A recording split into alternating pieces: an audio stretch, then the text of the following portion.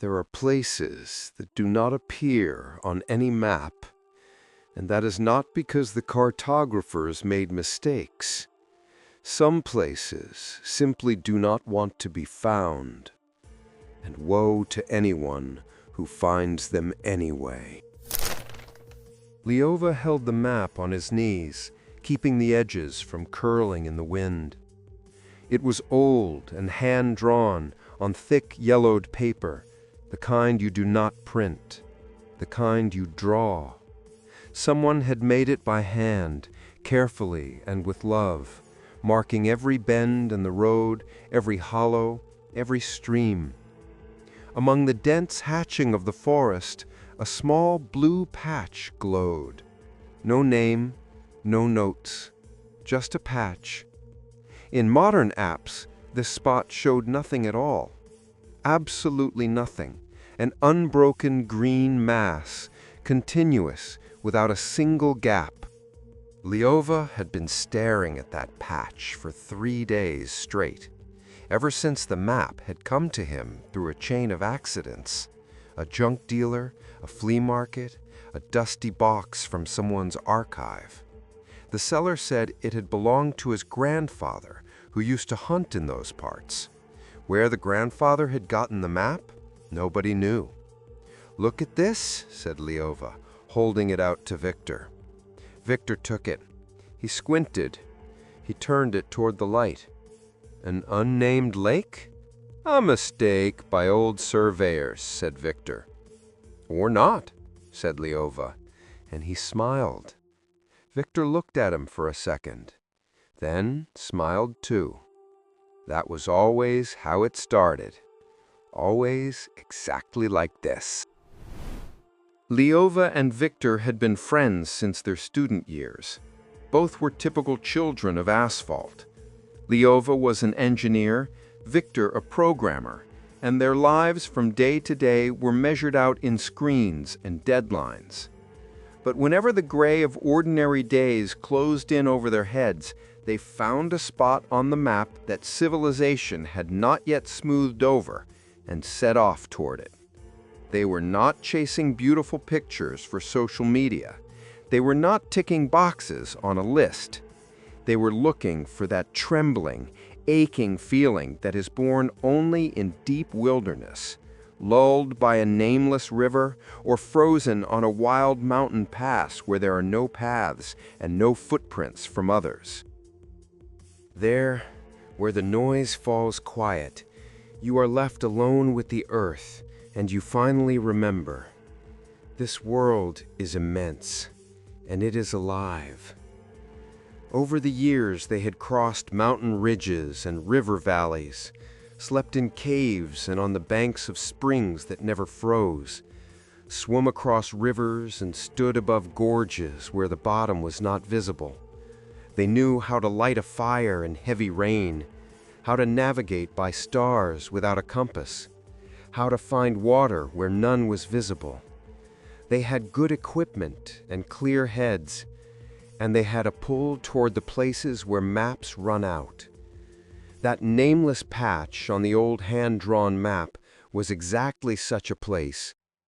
"The Carpathians," said Leova, running his finger across the map.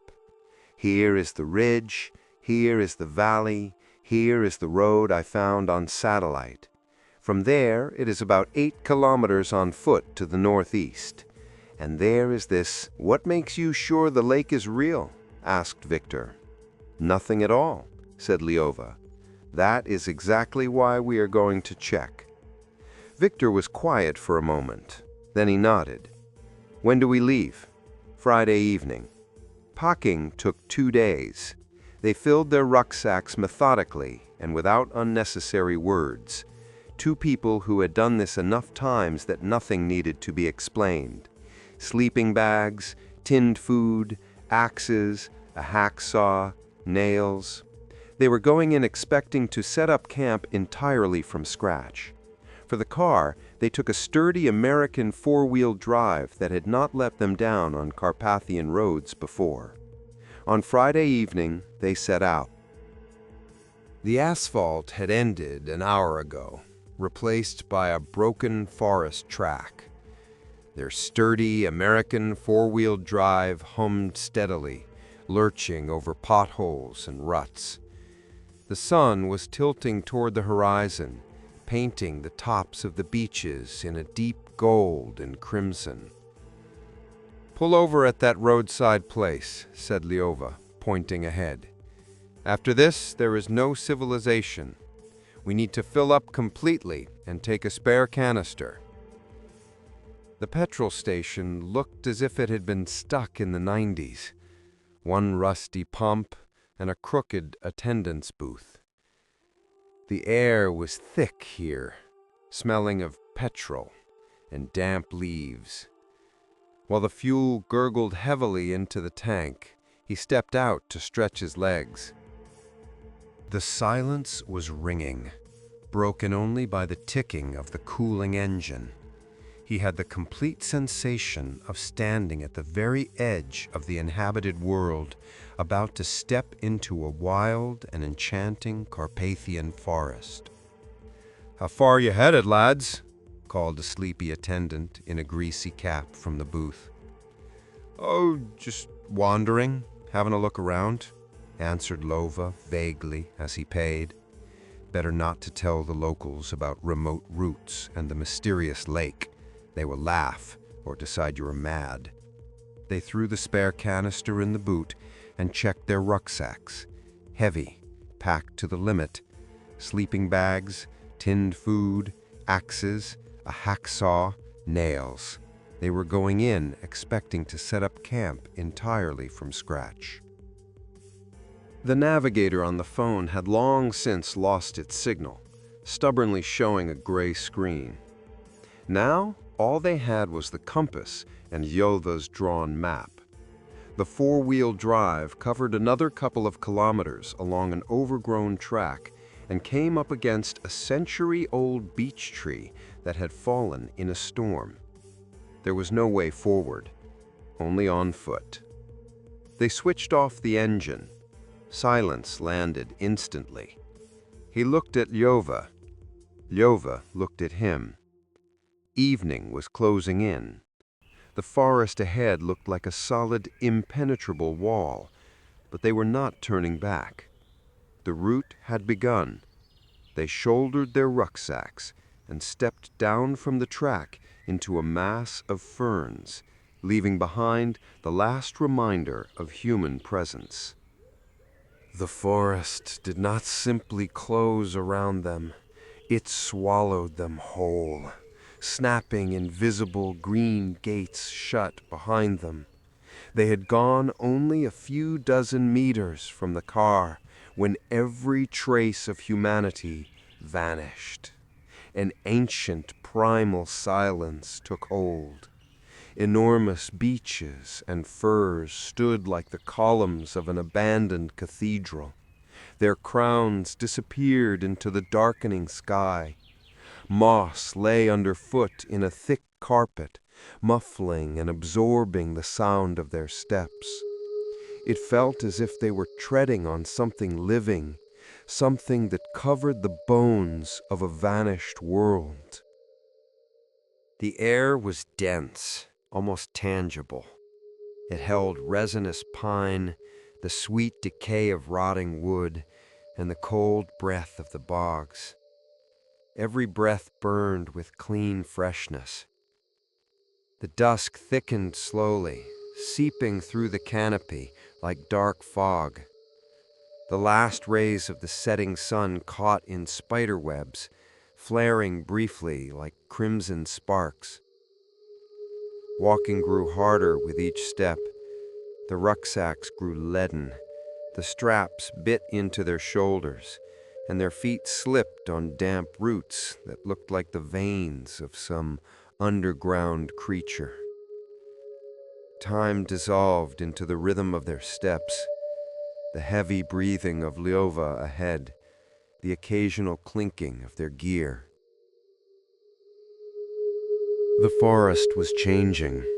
The tall firs gave way to bent mountain birches and dense hazel thickets. The ground underfoot turned wet. They picked their way around hollows filled with still, dark water. Once Leova nearly went in up to his knee, but felt the ground first before shifting his weight. There was a growing feeling that the forest itself was watching them, sizing up the strangers. When the darkness became almost solid, and the torches picked out only shreds of fog, exhaustion finally overwhelmed them. Their knees were trembling and their backs ached. "That is enough, Leov. We are stopping for the night. We will only injure ourselves in the dark." Victor nodded silently and began unclipping his rucksack. They were already choosing a spot between the trees when the beam of his torch slid sideways. Among the fallen timber, a straight, unnatural angle caught the light. "Victor, look!" The light moved higher, picking out blackened logs. A wall. A corner. A roof so thickly overgrown with moss it looked like an extension of the earth itself. A dark hollow of a window. An old hunting cabin. Abandoned, sunken into the ground, looking uninhabited. It was on no map. It stood among the trees as if it had grown up alongside them. They crossed the threshold carefully, Leova first with the torch. The door opened with a creak, but easily, as if the hinges had been oiled not so long ago. Inside, it smelled of old timber, soot, and something else, the smell of abandoned places where fire used to burn. The torch swept the corners. A small space, 10 square meters at most, log walls with darkened caulking moss, a floor of rough boards rotted through in places. In the far corner, shelves with someone's abandoned odds and ends, 2 rusted kettles, a blackened pot, scraps of rope, a tin mug. Along one wall, a wooden bench, and in the center of the room, like the main creature of the place, an iron stove. Homemade, made from thick metal, touched by rust, but clearly sturdy. "Not bad," said Victor.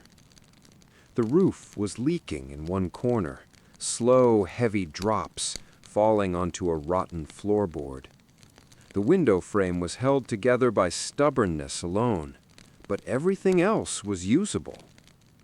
Under the bench, Leova found tools wrapped in oiled sacking, a forged axe, a plane, a handsaw, old but sound. "Are we staying?" asked Victor. "We are staying," answered Leova. They worked quickly and in step with each other. Victor dealt with the stove, clearing the ash, checking the draw. Leova went for dry wood and found it under a lean-to beside the wall, several bundles still there, laid in by someone in advance. The wood caught at once. Soon in the belly of the stove, dry fir kindling was crackling cheerfully, scattering golden sparks all around, filling the cabin with a living, dense warmth that smelled of resin and comfort. The cabin began to come alive. The damp smell of an uninhabited place gave way to the smell of smoke and pine. Victor took out a light tourist frying pan that he carried on every trip and never regretted. Leova laid out the provisions on the table. A piece of homemade lard wrapped in parchment, potatoes, bread, a bunch of green onions. From the side pocket of his rucksack appeared a bottle of Zubrovka, an herbal spirit, golden and slightly bitter, that both of them loved precisely because it smelled of the forest.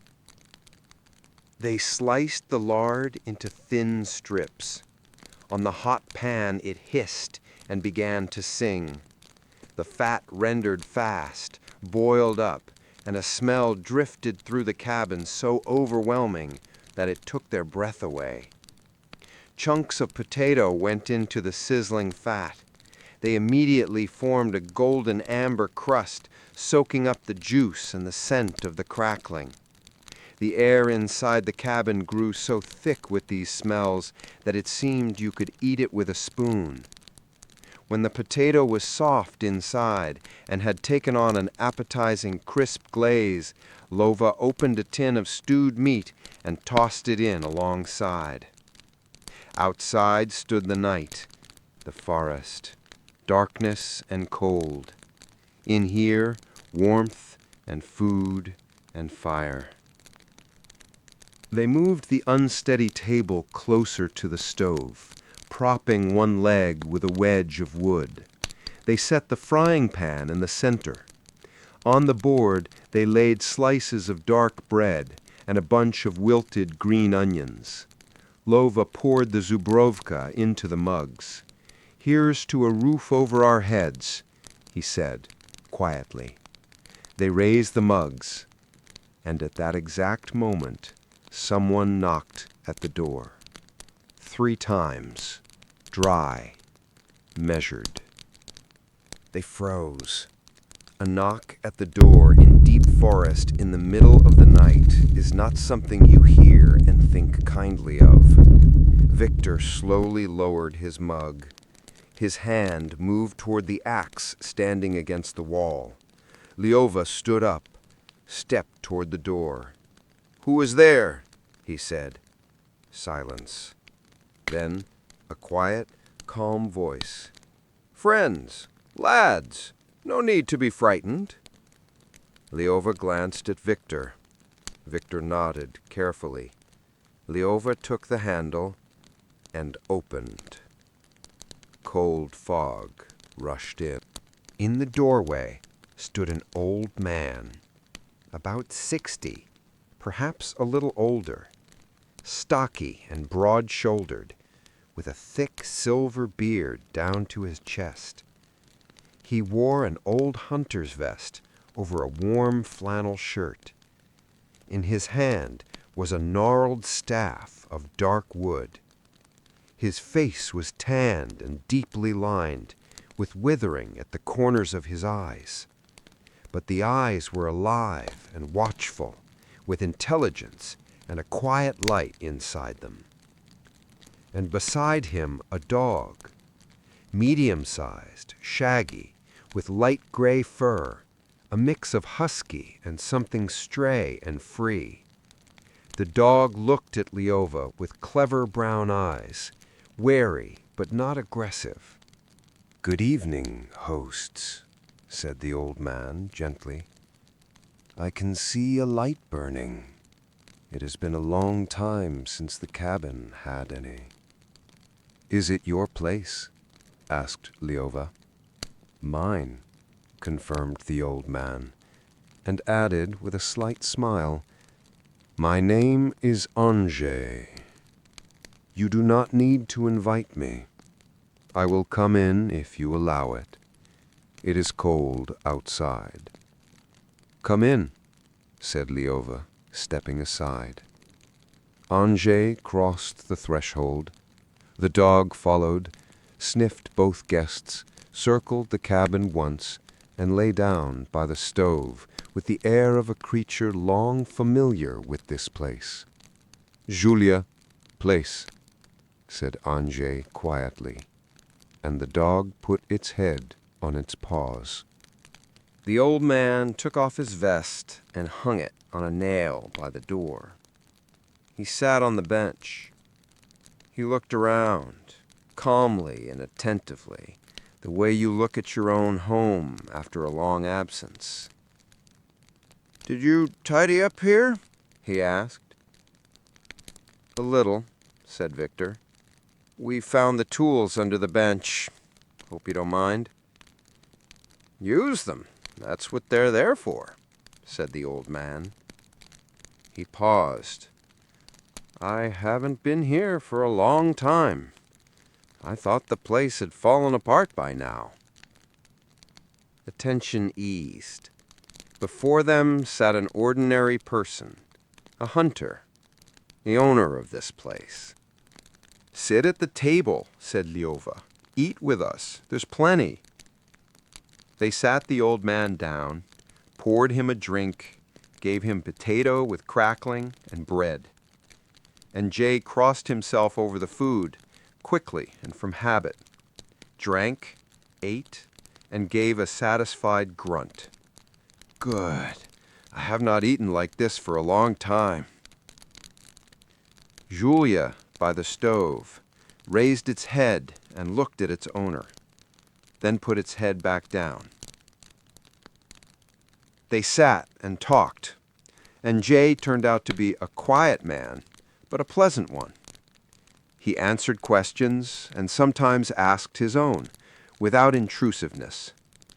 He knew everything about the forest, which animals lived where the water was, where the bogs were, how the weather changed when fog came up from below rather than from above.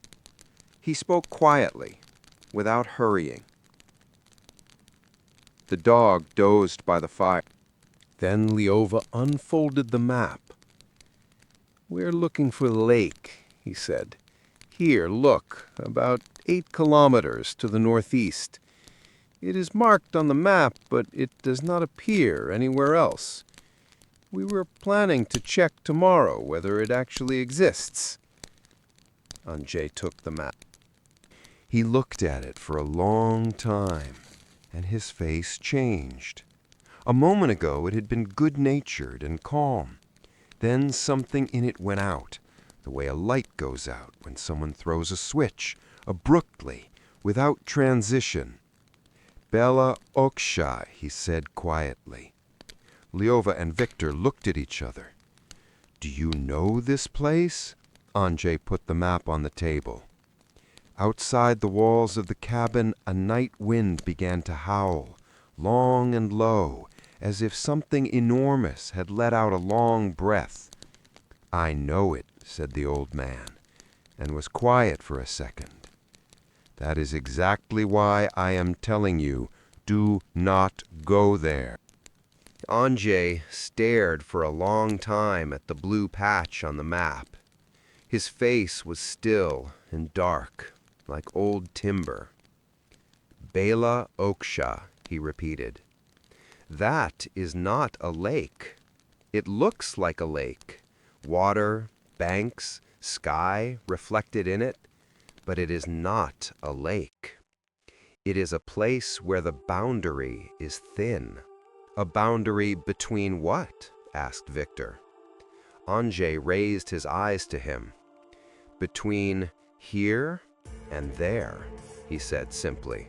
"A portal, a passage, call it what you like." He wrapped his hands around his mug and continued, almost in a whisper.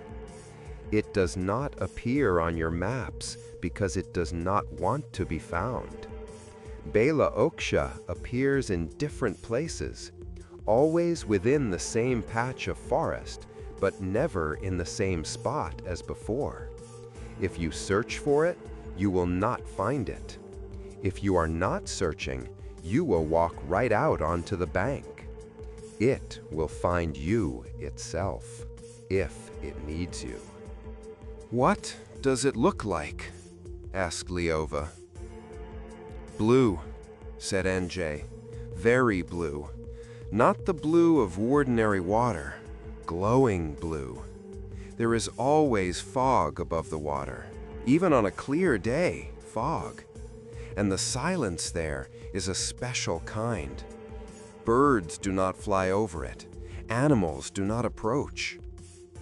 Julia by the stove lifted her head uneasily, then lay down again. "The compass goes mad," Endzhey continued. "The phone does not work, nothing works. Walk into that fog and you will not come out. You will not die. You will simply disappear. Where to? Nobody knows." He paused.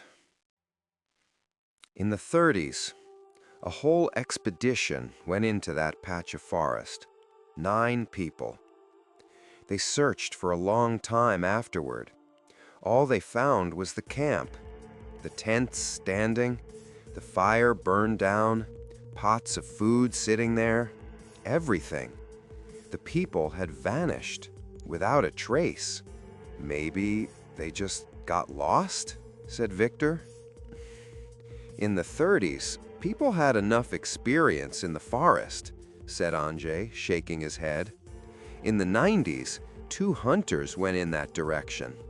All they found afterward were the hunters' rifles, stacked neatly against a tree, as if they had set them down themselves before going somewhere. Where they went, nobody understood. Nobody ever saw them again. Leova wanted to say something and could not.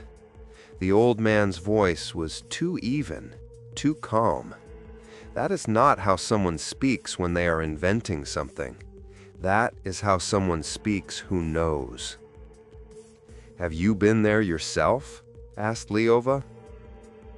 The old man looked at him for a long time, then answered, once. And what happened? Said Leova. The fact that I am sitting here is already the answer, he said quietly. I was lucky, I suppose. I saw the water through the fog, and I turned back. In the cabin it went quiet, only the wood crackling in the stove, and Julia breathing by the fire. Victor looked at the table. Leova looked at the map. The blue patch seemed different now. Endzhey drank the last of his mug. He stood up. I have stayed too long with you, he said. Thank you for supper, lads. I am going to step outside for a smoke. Stay, said Leova. There is room. We will make you a bed. I will be right back, answered Endzhey pleasantly. He took his vest from the nail, put it on, picked up his staff. Julia rose by herself, without any command, the way those who are always together rise. Endzhey opened the door. Cold fog rushed into the cabin, dense and milky white. The figure of the old man and the silhouette of the dog dissolved into it instantly, as if they had never existed. The door slammed shut. A minute passed. 2. 5. Leova and Victor looked at each other. He has been smoking a long time, said Victor. Let us go and look. They took their torches, went out onto the porch. The fog rolled in thick waves. Nothing visible past a meter. Endzhey, called Leova. Silence. They came down from the porch. The ground was soft after the rain. Their own boot prints were deep and clear, but there were no prints from Endzhey. No boot marks, no mark from the staff, no dog prints, nothing. The ground was undisturbed.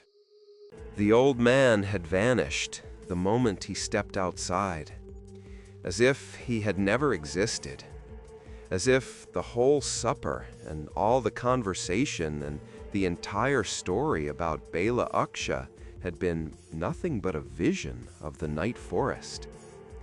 They stood on the porch for a long time, uselessly sweeping the thick fog with their torch beams. The cold night air quickly drove out the last of the warmth from the cabin, sending them back inside. They closed the door, sat in silence by the stove. They slept badly that night, lightly, starting at every sound beyond the log walls.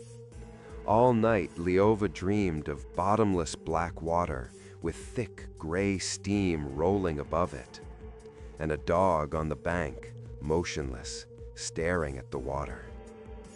Morning came gray and damp. The sun could barely be made out through the dense canopy. They ate quickly from the leftovers of last night's supper and sat down at the table to think things through. Leova turned the compass over in his hands, glancing at the old map from time to time. But the eagerness that had been in his eyes was gone. The mysterious disappearance of their night visitor and his sinister story had left too heavy a residue. They thought it over from every angle and decided not to tempt fate.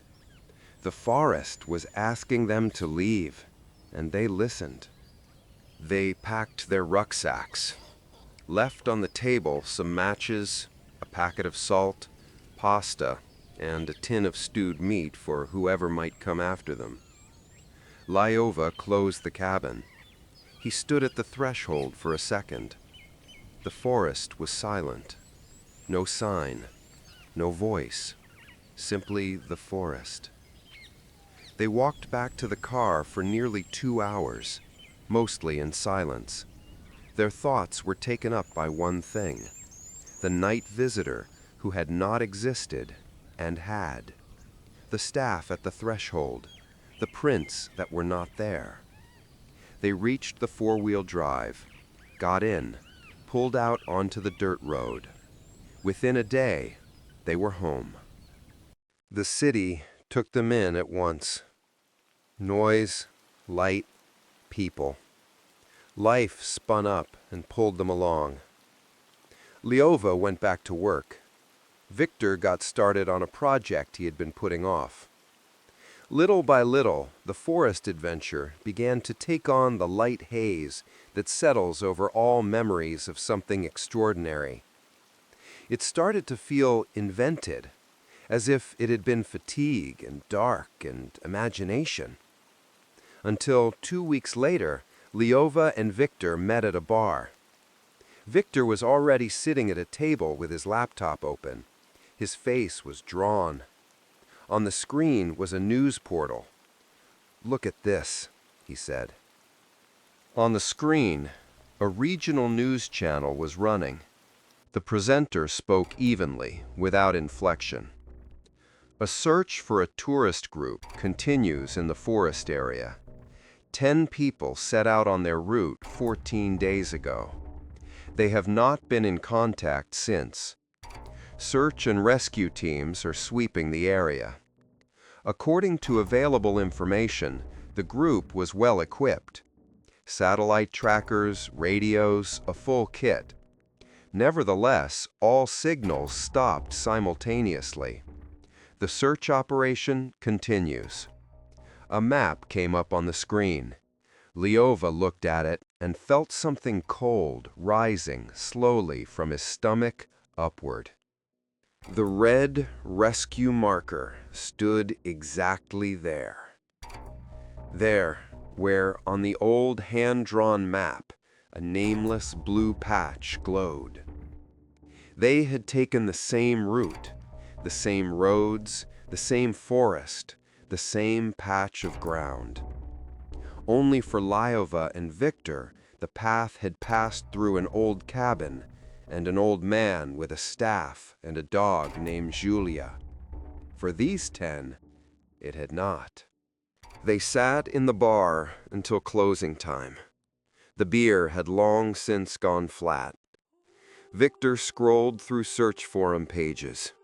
People were discussing the disappearance, proposing explanations, all reasonable. Got lost? An accident? Someone suggested a bear. Nobody was saying the word that was turning over in Lyova's head. "They were better equipped than us," said Victor quietly. "Trackers, radios, everything cut off at the same moment."